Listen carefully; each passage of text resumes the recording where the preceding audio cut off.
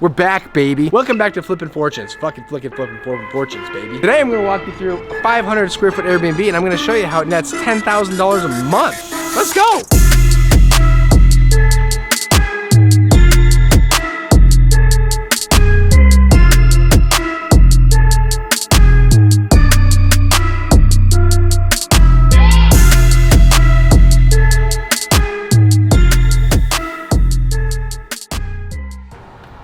All right, so funny story with this property. I actually had multiple contractors that we have bid this thing out, and I had 2 contractors actually tell me that they think that I should knock this house over. Again, keep in mind it's only like 530 square feet, so it's really, really small. But at the same time, I had a feeling that we could make this thing sick. It's right downtown Prescott, so literally 1 block from like the downtown square, which is where everything happens. All the bars, all the restaurants, everything. So location, location, location in real estate, right? So this was a really important property for me to want to really hold on to. We like theming our Airbnbs. When you theme an Airbnb, it always goes a lot better. So what we did is we added, you can see on this wall right here, we did a complete green wall. We did these beams.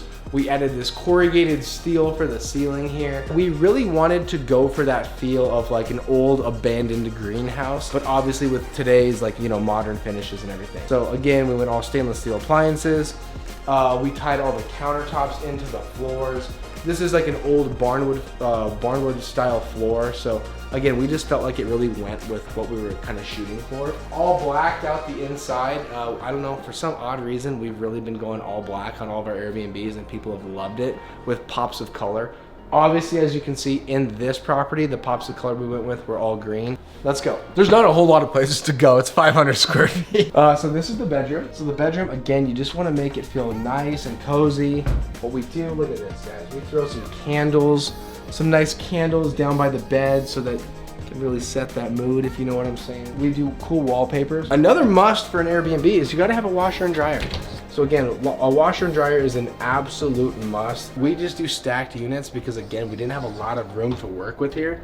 So we had to fit a bedroom, a bathroom, a laundry room, and then obviously like a main living area in a very tight quarters. In here, again, we went with that exact same feel. Plants, black, the wood tops. We went with these all kind of cage lights that look kind of cool. And then a shower. Come on, you gotta have the shower. So we just did glass panels, make it look nice and open, make it feel really cool. So what I wanna do is I wanna break down some of the numbers for you on this bad boy. All right guys, we're back at the office now. And now I wanna break down all the numbers for you. The purchase price, or the PP.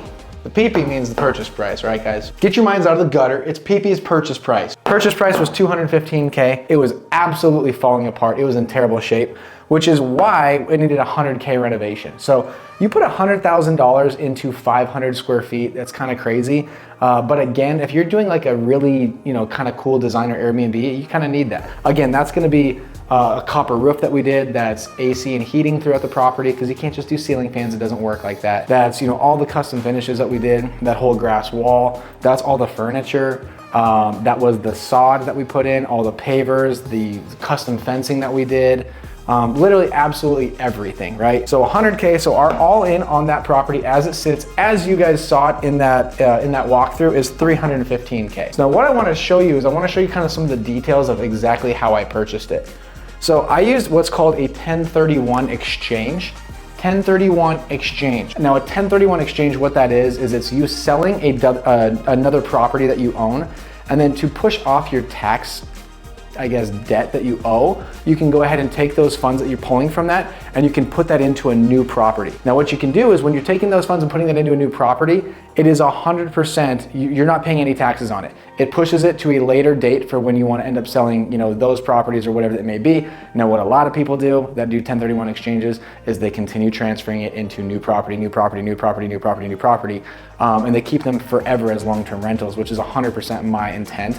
The cool thing is you never have to pay taxes if you just continue to keep these properties and keep them forever. You have to pay taxes obviously on your income that you do, your rental income and your Airbnb income, of course, but just a heads up there. So 1031 exchange, so I had $70,000 that I was able to take from a sale of a different property and I put it towards that 215. Now what you can see is that left me with a $145K hard money loan. So I had a short-term loan that was a hard money loan on $145K, which is very low. So I mean, my hard money loan on that was only about $1,500 a month, which isn't too bad. Now what I'm doing, where this property gets extremely interesting. Now I know I had mentioned that this property will make give or take around $10,000 per month. This construction loan that I'm gonna be doing, this property is zoned multi-family. So that little house that you saw in the very front of the property, that 550 square feet property, there's actually plenty of room in the back. And the big reason I bought this property is it's zoned multi-family. So I'm gonna actually be able to drop another house into the back of it. Now this one I'm gonna make a little bit bigger. That one's gonna be about 850 square feet. I'll give you the details on that in a second. On this construction loan that I'm doing, I'm taking out a $180K construction loan to build this new property in the back. With my $180K construction loan, obviously there's not gonna be renovation because it's a new build. So with that 180 and the 320, I'm gonna be all in around 500K. All in around 500K for 2 high producing Airbnbs is extremely impressive. Now what I'm gonna do is I'm gonna flip the old whiteboard here and I'm gonna give you all the Airbnb numbers. The main house, I'll give you some of the details, as you already know. 1 bed, 1 bath, 550 square feet, and it sleeps 2 people. So why that's important is because with the new one, I'm gonna go ahead and make that one sleep 4 people. Obviously, beds equals more money because when you're thinking about staying in Airbnb, a lot of times it's maybe families or it might be friends that are all gonna stay there.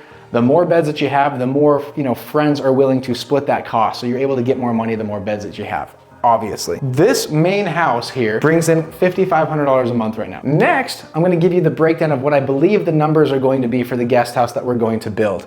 Now the guest house is also gonna be 1 bedroom and 1 bath. But like I mentioned, this one's gonna be about 850 square feet, so it's gonna be a little bit bigger. It's gonna be a tri-level and we're gonna have a 2-car garage underneath at the bottom. This one is gonna be able to sleep 4. So with this one sleeping 4, this one's gonna be able to pull a lot more in monthly rents for the Airbnb. The other thing we're gonna add to this one is we're gonna add a hot tub on the patio. So anytime you have a hot tub on an Airbnb, you end up pulling more money because people are just willing to spend more per night if they know they have access to a hot tub. This one, I believe, is gonna be doing about $7,000 a month. By the time you add up the $5,500 and the $7,000 a month, you're gonna be right at about $12,500. I know I said earlier in the video that I believe that was gonna bring in about $10,000 a month. After I reran the numbers of what it's looking like, it's probably gonna be closer to about 12.5. Now that doesn't give the full breakdown, as 12.5 is not the number that I'm walking with. I wish that it was, but it's not. So of that 12.5, we've got long-term debt that's coming out. I believe that my long-term debt on this property is gonna be about $4,000 a month.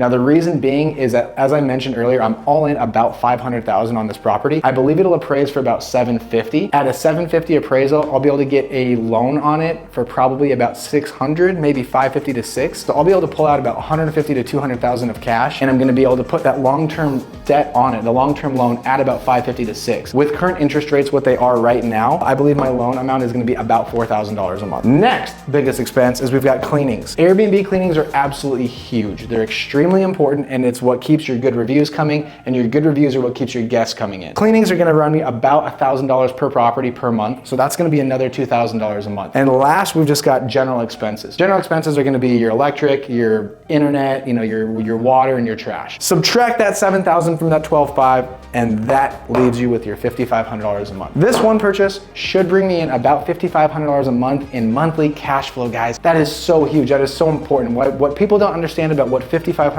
can do with one single property that you buy like this with 2 Airbnbs on it is that is a lot of people's income that they can have for an entire year. So if you have one property like this, you can live off of this. That's why these are important. Go get yourself an Airbnb. All right, guys, thanks so much for watching this video. I really hope you liked it. I'm the Airbnb guy here at Flippin' Fortunes. If you have any questions about your Airbnbs, if you got any questions about Airbnbs in general, make sure you hit me up. Just type it down below. I got you.